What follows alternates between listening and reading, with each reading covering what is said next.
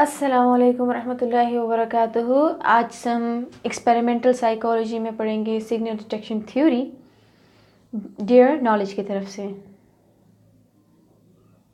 Signal detection theory short form है SDT। ये इसकी शॉर्ट फॉर्म एब्रीविएशन है, ये एब्रीविएशन है SDT इसकी।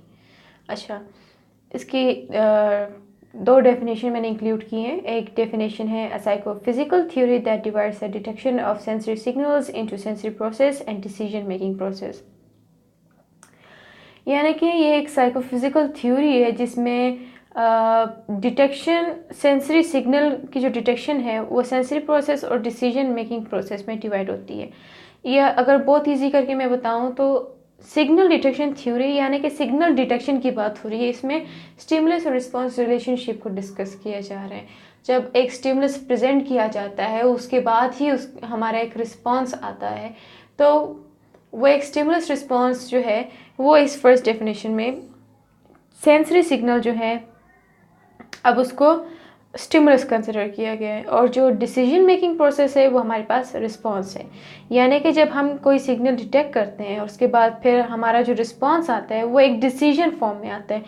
कोई भी सिग्नल, कोई भी स्टिमुलस हम जब परसीव करते हैं या परसेप्शन में लेते हैं, हमारा एक रिस्पॉन्स होता है, हम उसके ऊपर एक डिसीजन बनाते हैं। तो उस डिसीजन मेकिंग प्रोसेस को यहाँ पर कहा गया है कि साइकोफिजिकल थ्योरी जिसके अंदर हम एक सेंसरी सिग्नल को डिटेक्ट करते हैं सेंसरी प्रोसेस में और डिसीजन मेकिंग प्रोसेस में। सेंसरी प्रोसेस इसलिए क्योंकि सेंसरी प्रोसेस सारा उसके अंदर कैरिड आउट किया जाता है। दूसरी डेफिनेशन है signal detection theory deals with the detectability of signals and criterion that are used for detection of signals.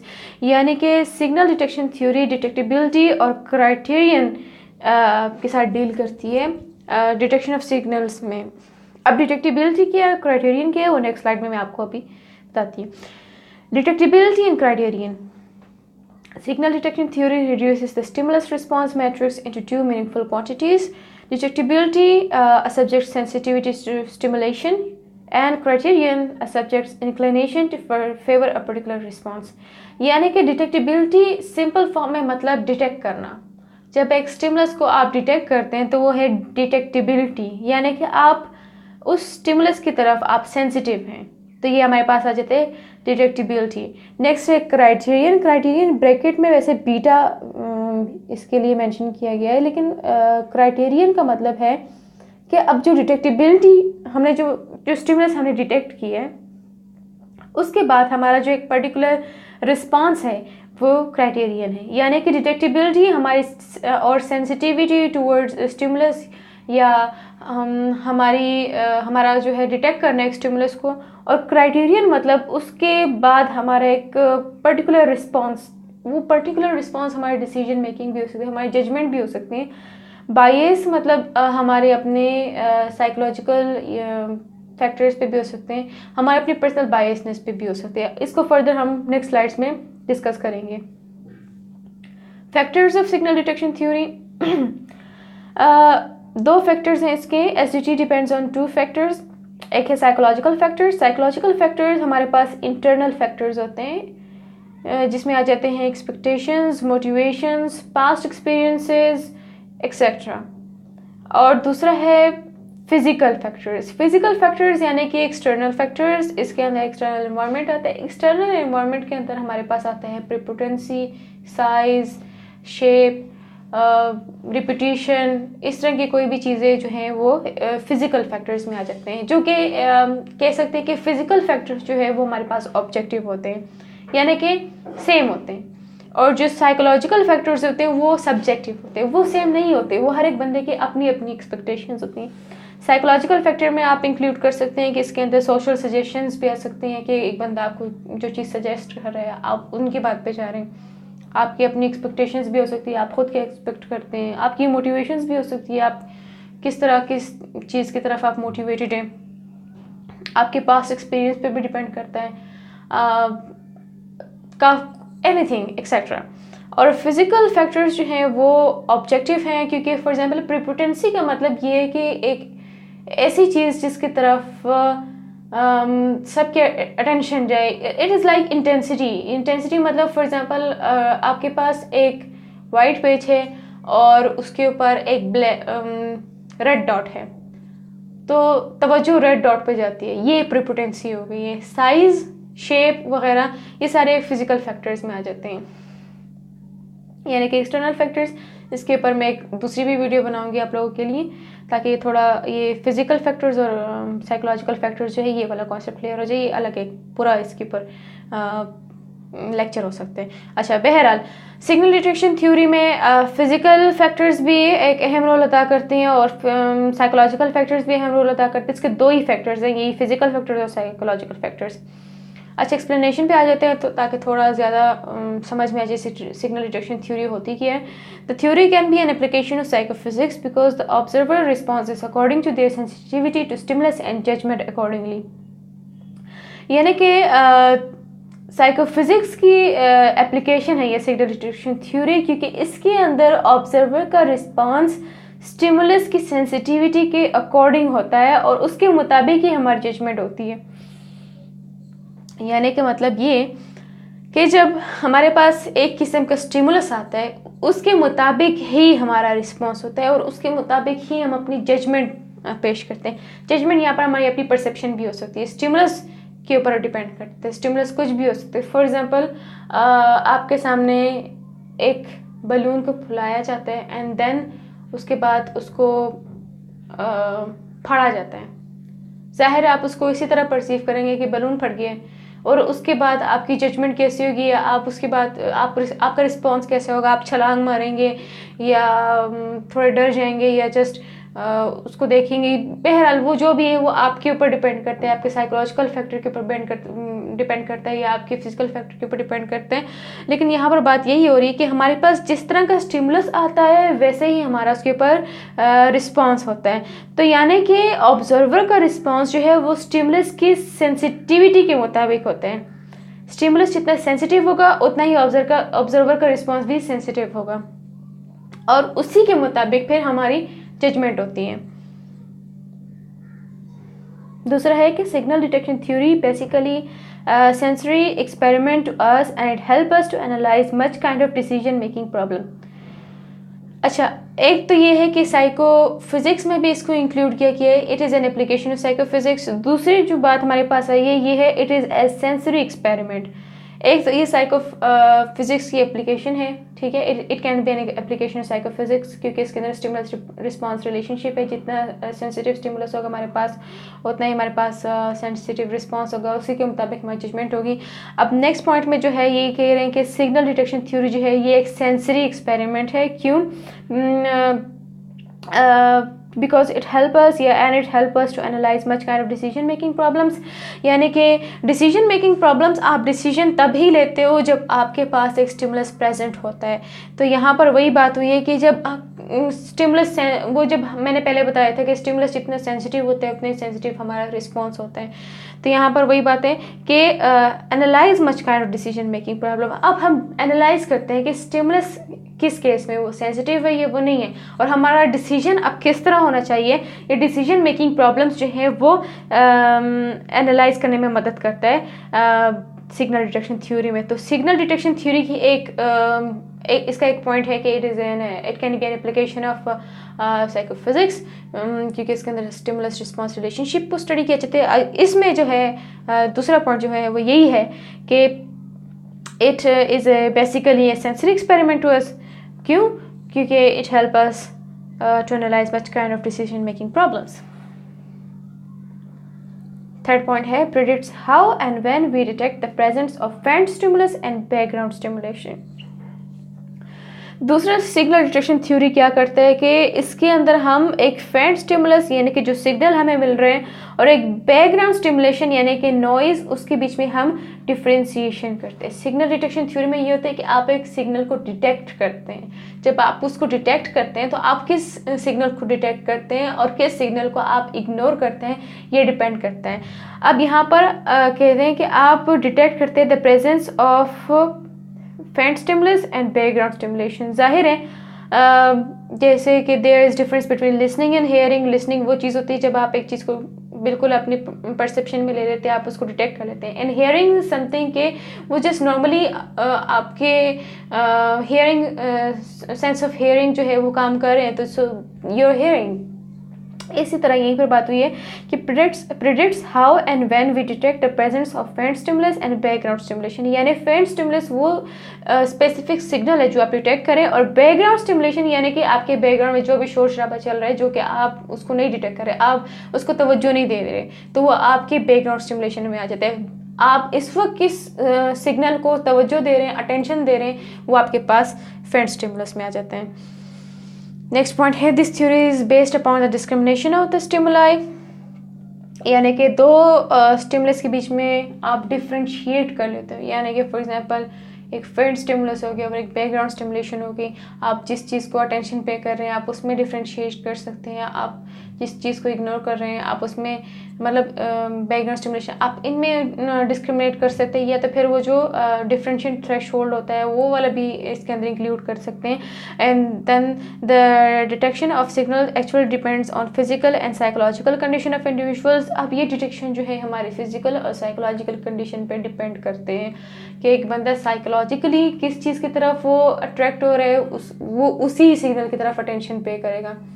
For example एक बंदे को भूख लगी है और वही आइसक्रीम वाला बाहर आया है, वो घंटी बजा रहा है, तो जाहिर है वो उसकी तरफ अटेंशन पे करेगा। और दूसरा बंदा जो है नॉर्मली वो उसको किसी और चीज़ में इंटरेस्ट है तो उसकी तरफ अटेंशन पे करेगा। फिजिकल फैक्टर में ये आ सकते हैं कि थोड़ा लाउड म्यूजिक हो गया तो सब उसकी तरफ अटेंशन पे कर रहे हैं, और हर किसी का अपना अपना एक डिसीजन है कि किस तरह लगा, कैसे लगा, किसने लगाया, कौन सा सॉन्ग है, सही है। तो ये सारे फिजिकल और साइकोलॉजिकल कंडीशंस में आ जाते हैं। दूसरा है कि detection theory means to measure the ability to differentiate between information bearing pattern for stimulus and random pattern that extract from the information called noise. Information bearing pattern for stimulus यानी कि information bearing pattern को आप फेंट stimulus भी कह सकते हैं, वो एक स्पेसिफिक सिग्नल जिसको आप अटेंशन पे कर रहे हैं। एंड रैंडम पैटर्न में यही हो सकता है कि आपकी बैकग्राउंड स्टिमुलेशन, आप जो बैकग्राउंड में आपका जो नॉइज चल रहा है आप उसको इग्नोर कर रहे हैं, उसको रैंडम पैटर्न कहते हैं। Random pattern that distract from the information. Next है it evaluates the discriminative behaviour of individual sensitivity and his और हर रिस्पॉन्स। वही स्टिमुलस रिस्पॉन्स की बात हो रही है और सेंसिटिविटी की बात हो रही है। तो it evaluates the discriminative behaviour individual का बिहेवियर भी डिफर करेगा। एक स्टिमुलस प्रेजेंट किया गया है तो उसके ऊपर जो हमारा रिस्पॉन्स आता है वो डिफरेंट होता है। इट डिपेंड्स ऑन और साइकोलॉजिकल एंड फिजिकल बेस। अब साइकोलॉजिकल फिजिकल क्यों होते हैं वो आगे नेक्स्ट स्लाइड्स में पूरा एक टेबल है इसका, उसमें हम डिस्कस करेंगे कि साइकोलॉजिकल फैक्टर्स कहाँ कहाँ आते हैं, और अगर साइकोलॉजिकल फैक्टर्स आएंगे तो कहाँ पर सेट हो सकते हैं, और अगर फिजिकल फैक्टर्स आते हैं तो वो कहाँ पर सेट हो सकते हैं। अच्छा, इसकी 4 पॉसिबिलिटीज़ हैं, 4 possibilities for detection of stimulus. अब यहाँ पर हम साइकोलॉजिकल फिजिकल फैक्टर्स को डिस्कस करेंगे। नंबर 1 है हिट वो वाला स्टेज है जिसमें आपका आंसर यस आता है, यानी कि आपने वाकई स्टिमुलस को डिटेक्ट किया और आप कहते हो हाँ मैंने डिटेक्ट किया और ऐसा है, तो यानी कि हिट में जो बंदा होता है, ये बात ज़रा याद रखना कि हिट में ऑब्जर्वर का रिस्पॉन्स यस में आता है और वो सच बोल रहा होता है। मिस यानी कि नो इसलिए कि आपने स्टिमुलस डिटेक्ट किया, आपको पता है कि आपने स्टिमुलस डिटेक्ट किया, लेकिन आप फिर भी कह रहे हो कि no I haven't detect any stimulus, तो यहाँ पर मिस में ऑब्जर्वर झूठ बोलते हैं। फॉल्स अलार्म में आंसर यस आता है, यानी कि उसने स्टिमुलस डिटेक्ट नहीं किया लेकिन फिर भी वो कहते हैं कि हाँ मैंने डिटेक्ट किया, यानी कि झूठ बोल रहे हैं। सिंपल वर्ड्स में आपको मैं समझा रही हूँ ना कि वो हिट में सच बोलते हैं, मिस में झूठ बोलते हैं, फॉल्स अलार्म में भी झूठ बोलते हैं। अब मिस और फॉल्स अलार्म में फ़र्क क्या है कि मिस में जो झूठ बोला जा रहा होता है वो नो में बोलते हैं, और लेकिन इसमें उसको हकीकत का पता होता है। मिस में फॉल्स अलार्म में क्या होता है, इसको कुछ भी नहीं पता होता, उसको हकीकत का नहीं पता होता, लेकिन वो खुद से कहते हैं कि हाँ मैंने डिटेक्ट किया, तो यहाँ पर उसका रिस्पॉन्स प्रेजेंट है, और मिस में जो है स्टिमुलस प्रेजेंट है। फॉल्स अलार्म में रिस्पॉन्स प्रेजेंट है, और हिट में जो है रिस्पॉन्स और स्टिमुलस दोनों प्रेजेंट हैं। करेक्ट रिजेक्शन यानी कि नो। करेक्ट रिजेक्शन में ये होता है कि स्टिमुलस एब्सेंट है, आपका रिस्पॉन्स प्रेजेंट है, और आप कहते हो कि हाँ वाकई नहीं हुआ इस तरह काम, तो वो करेक्ट रिजेक्शन में आता है। तो यानी कि हिट में जो बंदा होता है वो सच बोलता है, मिस में वो झूठ बोलते हैं, फॉल्स अलार्म में भी झूठ बोलते हैं, और करेक्ट रिजेक्शन में वो सच बोलते हैं। तो हिट और करेक्ट रिजेक्शन में बंदा जो ऑब्जर्वर होता है उसका रिस्पॉन्स सच में आता है। करेक्ट रिजेक्शन में ये कि स्टिमुलस प्रेजेंट नहीं था, तो जाहिर है उसका रिस्पॉन्स भी वहाँ पर प्रेजेंट नहीं था। जब स्टिमुलस नहीं है तो वो कहेगा कि yes, no it is not present, I haven't detected because there is no stimulus over there. ठीक है, तो ये करेक्ट रिजेक्शन में आ जाता है। फर्दर नेक्स्ट स्लाइड में यहाँ पर इसका ये टेबल है। टेबल में यहाँ पर आपको मिलेगा hit, miss, false alarm and correct rejection. Present और एब्सेंट के ऊपर सिग्नल है, यहाँ पर नो और यस के साथ रिस्पॉन्स लगाए, यानी कि एक साइड पे आपको सिग्नल यानी कि स्टिमुलस या सिग्नल या स्टिमुलस, दूसरी तरफ आपका आएगा रिस्पॉन्स। अब यहाँ पर आपको मिलेगा हिट, मिस, फॉल्स अलार्म और करेक्ट रिजेक्शन। अब जो बॉक्सेस आपको ग्रीन में मिल रहे हैं इसका मतलब है कि यहाँ पर जो रिस्पॉन्स होता है वहाँ पर वाकई बंदा सच बोल रहा होता है, और जहाँ पर ये रेड बॉक्सेस है इसका मतलब है कि यहाँ पर बंदा झूठ बोल रहा होता है। ठीक है, फॉर एग्जाम्पल अगर हिट है, हिट के ऊपर प्रेजेंट लिखा है और रिस्पॉन्स है साइड पे यस, यानी कि सिग्नल यहाँ पर प्रेजेंट होता है और रिस्पॉन्स हमारा होता है यस, सिग्नल और रिस्पॉन्स दोनों प्रेजेंट होते हैं। अब मिस के ऊपर देखो एब्सेंट लिखा हुआ है, यानी कि सिग्नल एब्सेंट होता है लेकिन रिस्पॉन्स यस होता है, यानी कि सिग्नल मौजूद नहीं होता और वो झूठ मूठ का कह रहा होता है कि यस। ठीक है, फॉल्स अलार्म के साथ देखो ऊपर लिखा हुआ है सिग्नल इज प्रेजेंट और लेकिन उसका रिस्पॉन्स होता है यस, और करेक्ट रिजेक्शन में जो है रिस्पॉन्स होता है नो। इस टेबल को फर्दर आपको क्लियर करवाने के लिए आगे एग्जांपल दिए हैं मैंने, थोड़ी इसकी एप्लीकेशंस भी हैं। It is applied on stimulus response process. Stimulus response process जो है वो हमारे डेली लाइफ में चलता रहता है। फॉर एग्जांपल एक एग्जांपल दे देती हूँ इसी टेबल से रिलेटेड कि a tire of a car burst outside in hot weather and people sitting inside the class will make their own decisions. For example, गर्मी के मौसम में और बाहर गाड़ी का टायर फट गया। अब पहला बंदा जो है उसको सच का पता है लेकिन वो फिर भी झूठ बोल देते हैं। शायद वो झूठ इसलिए बोल रहे हैं कि मे बी वो गाड़ी जो है वो उसके फ्रेंड की गाड़ी है। ठीक है, यहाँ पर ये देख लें 4 पॉसिबिलिटीज़ हैं और ये इसका टेबल। तो यहाँ पर अप्लाई कैसे होगा, अब पहले वाले बंदे को पता है लेकिन उसको शायद उसकी फ्रेंड की गाड़ी है, तो वो इसलिए भी झूठ बोल सकते कि नहीं मैंने तो कुछ नहीं सुना, या ये एक बहुत बड़ा बैलून था उसके फटने की आवाज़ आई है। लेकिन फर्स्ट थिंग इज़ कि उसने उसको एब्सेंट कर दिया। मोस्ट एक्यूरेट होगा आई डिडंट हियर एनीथिंग, उसने कहा नहीं मैंने तो कुछ नहीं सुना, नो, उसका रिस्पॉन्स नो में है, यानी कि उसने स्टिमुलस को एब्सेंट कर दिए। दूसरा बंदा जो है वो कहता है कि ये गाड़ी ही है, मैंने गाड़ी के टायर के फटने की आवाज़ सुनी है, तो यानी कि उसने सच बोला है। ये आता है हिट में यानी कि यस में। तीसरा बंदा कहता है कि नहीं ये कोई बिग बैलून नहीं है, कोई बिग बैलून नहीं फटा, यानी कि उसको भी सच का पता है, यानी कि उसको पता है कि बिग बैलून नहीं फटा, तो उसका करेक्ट रिजेक्शन है नो। 4% को कुछ नहीं पता लेकिन वो कहता है कि मुझे लगता है कोई बम ब्लास्ट हुआ है या तुम्हारी कोई एक्सपेंसिव गाड़ी थी और उसका कोई मसला बन गया, तो वो अभी अपने आप से जो डिसीजन बना रहे तो आते हैं फॉल्स अलार्म में, यानी कि वो खुद से यस यस में आंसर दे रहे हैं। इसको क्लियर करने के लिए एक दूसरी एग्जांपल है। फॉर एग्जांपल एक पेशेंट है और डॉक्टर उसका डायग्नोसिस करवाता है, उसके बाद डॉक्टर को पता चलता है कि पेशेंट के को ब्रेन ट्यूमर है, वो डिटेक्ट कर लेते हैं और वो वाकई जाके पेशेंट को बता देते हैं कि आपका ब्रेन ट्यूमर है, क्योंकि उसने ट्यूमर को डिटेक्ट किया है, यानी कि उसने सच बोला है। सो ही इट इज़ हिट, उसने इसको सच बोला है।